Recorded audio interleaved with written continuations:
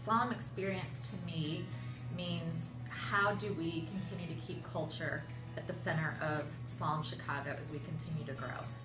Slalom Experience for me is my opportunity to give back to slalom and get engaged with activities outside of the client world. To me, Slalom Experience is a way to engage with other folks in the office that I normally don't see outside of the client, and to give back to the community and have fun doing it.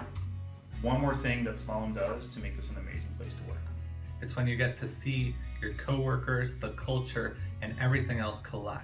Actually wanting to spend more than 8 or 9 hours a day at a client hanging out with these people in opportunities for giving back to the community and for building themselves professionally and just for having fun is really amazing, and to me that's what Slalom Experience is all about.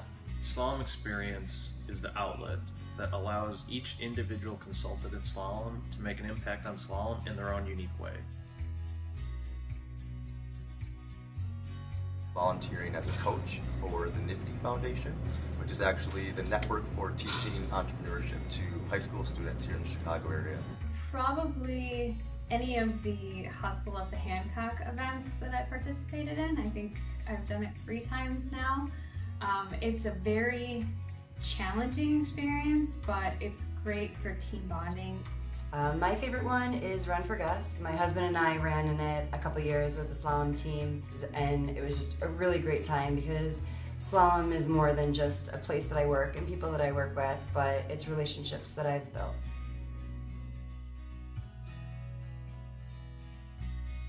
If we could have one slalom-wide Chicago office service day, one day where leadership says it's completely okay not to do client billable work. Let's go out as an office into the communities and do some sort of community service.